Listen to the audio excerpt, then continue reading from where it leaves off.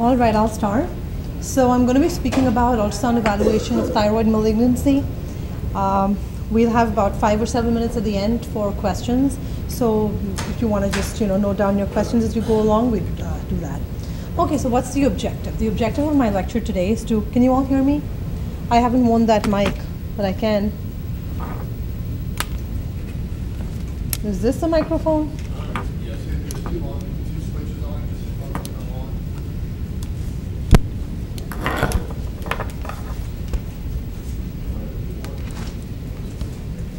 How does this goes into my pocket? Go wherever you want. Oh, okay. All right, the objective is to revisit specific, readily identifiable features of malignancy using high-resolution ultrasound to select patients for fine needle aspiration cytology and identification of pitfalls. So, thyroid nodules can be seen in as much as 50% of the adult population. Only less than 7% are malignant. And it's fairly unreasonable for us to have, when it says 7%, it means 7 nodules out of 100 are malignant. And you shouldn't subject to more than 14 out of 100 to a biopsy. So at least that way you only are subjecting 100% more to FNAC. So inadvertently subjecting many nodules that are borderline suspicious or actually not suspicious for FNA is not reasonable. High resolution ultrasound decides which nodules may be sampled, and it is of course the most sensitive modality for the thyroid gland. When multiple features of thyroid malignancy appear in combination, only then is accurate diagnosis possible. Singly, features may raise suspicion, and confirmation may then be made by fine needle aspiration. Scintigraphy, unhelpful in distinguishing benign from malignant nodules. Let's talk about the types of thyroid malignancy. We have papillary, follicular, medullary, anaplastic, lymphoma, and metastases. Just remember, anaplastic is the most sinister and has the worst prognosis. Thyroid lymphoma usually is a non-Hodgkin's lymphoma type. Thyroid may be the primary site or may be a part of the generalized form of lymphoma. And as we all know, Hashimoto's thyroiditis is probably a contributing risk factor to thyroid lymphoma. Thyroid metastases are very rare, probably unheard of. If they do appear, they're usually from a primary tumor in the lung, breast, and renal cell cancers. They should be suspected when a solid thyroid nodule is found in a patient with known non-thyroid malignancy.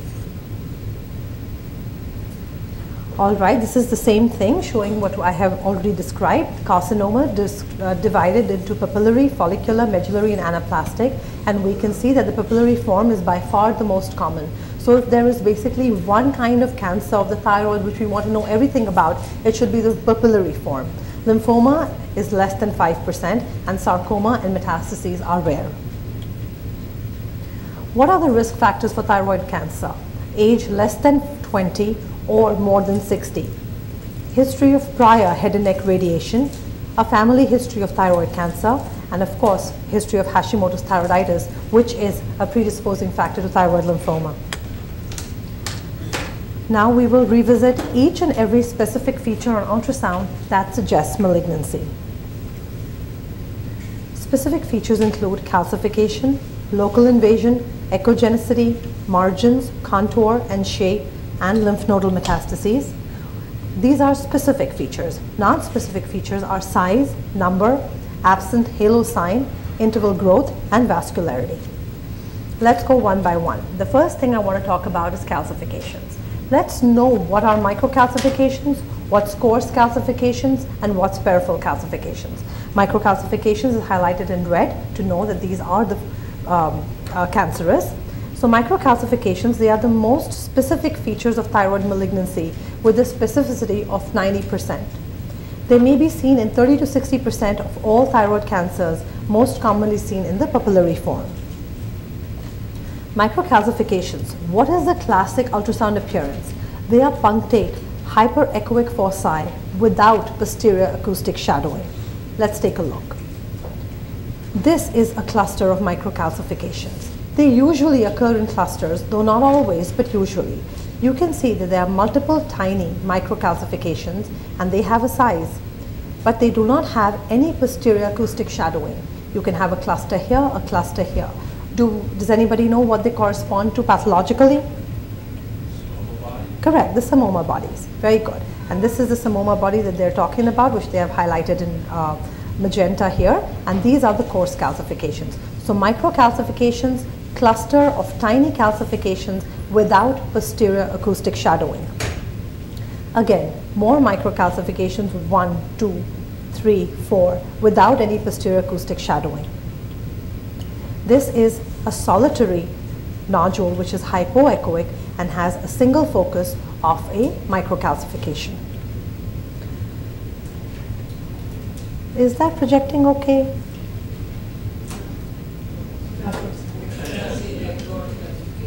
Should we turn down the light? How do we do that? Something from here?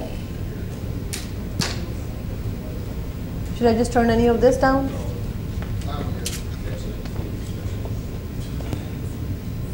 All the way down.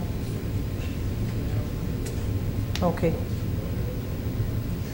All right, so we'll just pass this slide. Okay, coming next to coarse calcifications. So any questions about microcalcifications? None. Coarse calcifications are large, irregularly shaped. They could be spicules, fragmented plates, or granular deposits, are suspicious only when found in solitary nodules. So remember, coarse calcifications are suspicious when found in solitary nodules, not in a setting of multinodular goiter. Though they may be seen in multinodular goiter where they are not suspicious. Coarse calcifications are most commonly seen in the medullary form, and they may coexist with microcalcifications in the papillary form. Coarse calcifications, the classic ultrasound appearance is echogenic foci with posterior acoustic shadowing. These are coarse calcifications 1 and 2, and they demonstrate posterior acoustic shadowing. Do we all appreciate that? When they are seen in a setting of multinodular goiter, they can be overlooked. They do not need to be mentioned. When they are seen within a solitary nodule, they need to be mentioned. Peripheral calcifications. These are the most safest or the most benign of all the calcifications and are seen in a setting of multinodular goiter. They are rare in malignancy. Peripheral calcifications, as the name suggests, usually it will outline a nodule or outline a cyst. So in this condition, you see this curvilinear calcification, which is outlining this nodule, and sometimes shadowing from that particular calcification can obscure the underlying nodule. Similarly, as here, you have dense calcification arising from this peripheral calc, and that's obscuring the underlying nodule. Peripheral calcifications may be interrupted, but irrespective of that, they are benign. Coarse calcifications and peripheral calcifications. This is a patient that has a peripheral calcification here, a more complete peripheral calcification that's here, and some coarse calcification in the center. And this is showing you the central calcification.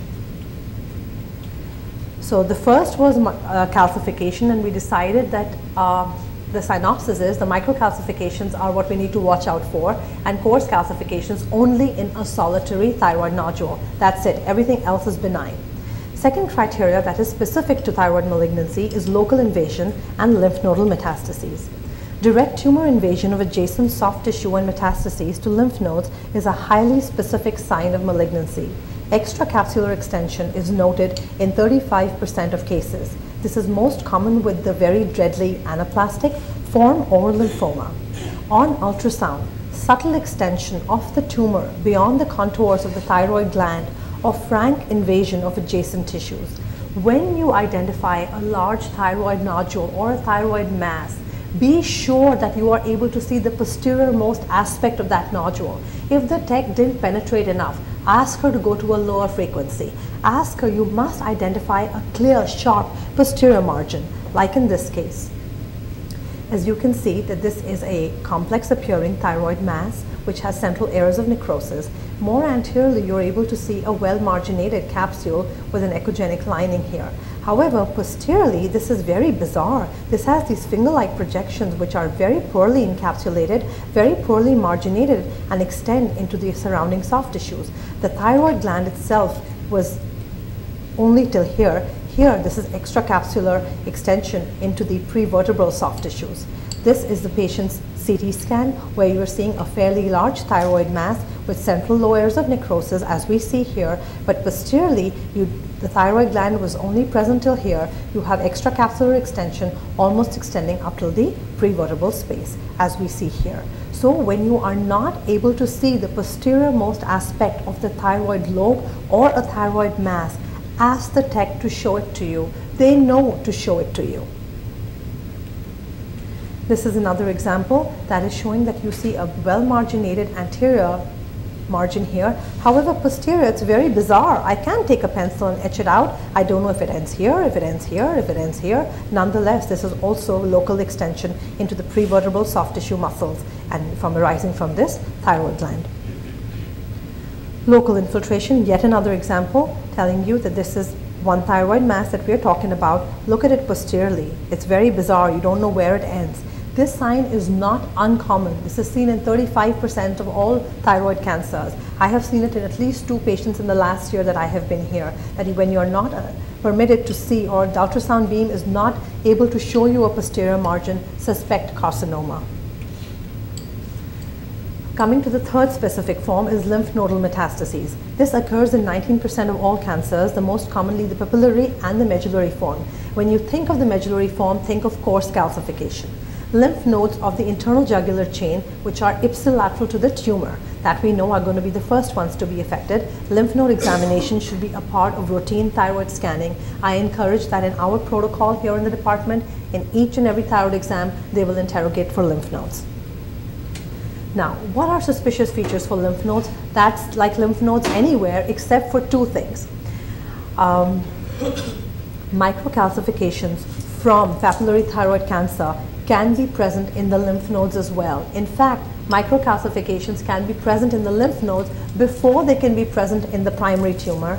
Also, one more thing that we need to know is that metastatic lymph nodes from the papillary form may assume a cystic shape. So, cystic lymph nodes, think papillary carcinoma. Microcalcifications in lymph nodes, think papillary carcinoma. Other suspicious features are rounded bulging shape, increase in size, replaced fatty hilum, irregular margins, heterogeneous echotexture, and cortical vascularity. Normally, we know that there is vascularity only extending up to the lymph nodal hilum or the medulla without any cortical vascularity. Now, the lymph nodes have prognostic value. Why? Because patients who do get irradiated or who do have had thyroidectomy, and then we are doing their post-thyroidectomy ultrasound scans, we must look at these lymph nodes. The lymph nodes are the only thing there that can tell us it's going to be recurrent, because they will enlarge, appear, they will have cystic change or microcalcifications. So they have a very high prognostic value. Let's look at this. This is a patient who has a very bizarre appearing hypoechoic nodule arising from the thyroid gland. Looking at these, this is the lymph nodal chain, which is very, very cystic. These are lymph nodes seen along the ipsilateral internal jugular chain, which were absolutely cystic. Here you are being shown the primary tumor, which is this, again, and lymph nodes, which are cystic here. Lymph nodes can also be hypervascular. This patient has lymph nodes which are hypervascular. You can see cortical vascularity. And this was a lymph node seen on CT scan, which showed peripheral vascularity. This is ultrasound showing you cortical vascularity, and this is CT showing you rim enhancement. Margins, contour, and shape.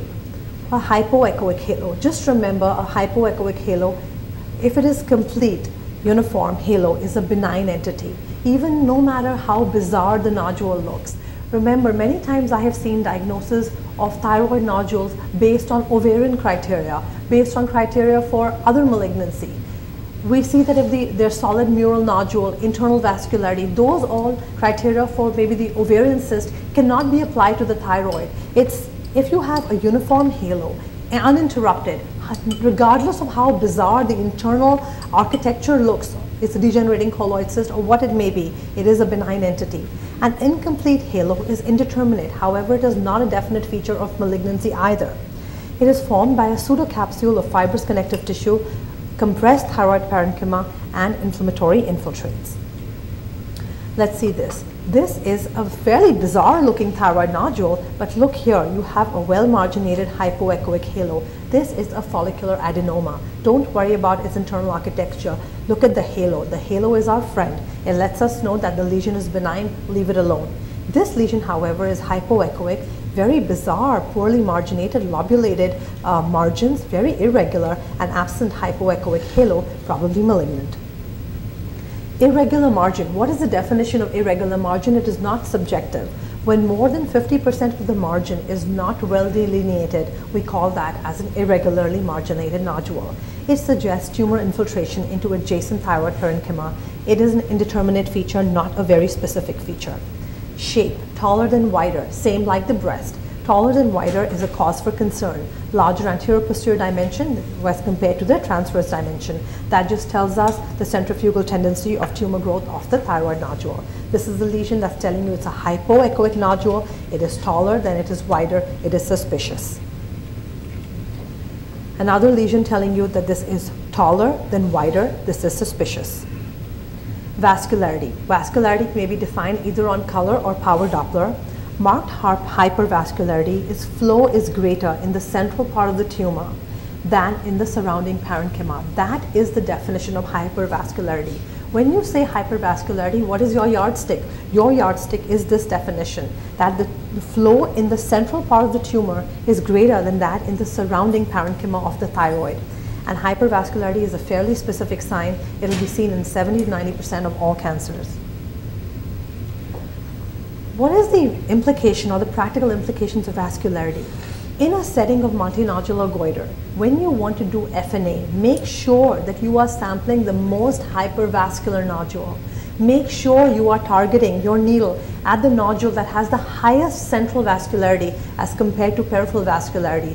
That nodule is the most suspicious in a setting of multinodular goiter. So when more than one thyroid nodule is seen, the most vascular one should be the one that's targeted.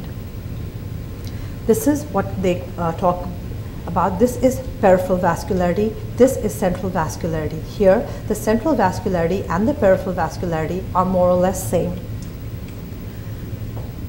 Now I want to introduce the concept of a hypoechoic solid nodule to all of you. If you have a solid nodule that is hypoechoic, so you are meeting two criteria. You're meeting a solid nodule that is hypoechoic. These two features indicate a combination of malignancy more than 85%, irrespective of whether there is calcification or not, whether there is vascularity or not, whether there are lymph nodes or not. A hypoechoic solid nodule has to undergo a needle, irrespective of size, irrespective of morphology, vascularity, calcification, what there may be. So a combination of a hypoechoic solid nodule is very, very sensitive.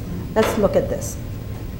This is the sternocleidomastoid, and we are comparing the echogenicity of this to the nodule in order to define echogenicity. I'll show you more images as we go along. Let's come to non-specific features of ultrasound. That's nodule size, nodule number, and interval growth.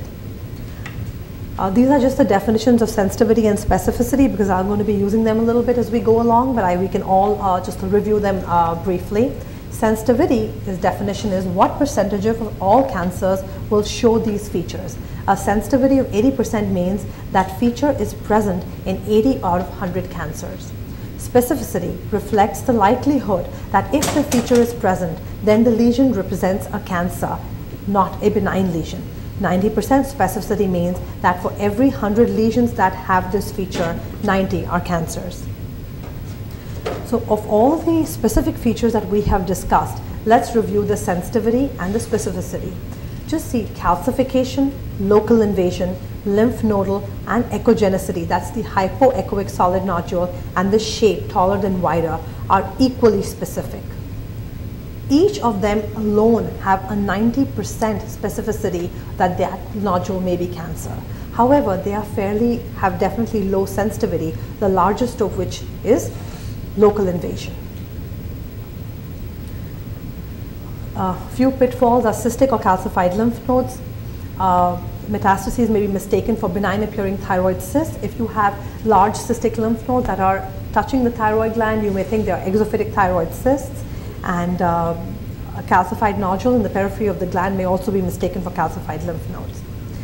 There is a well-defined set criteria laid out by the American College of Endocrinology that when a thyroid nodule may be biopsied or may undergo an FNA. This is not subjective, this is not based on anything else but on this criteria.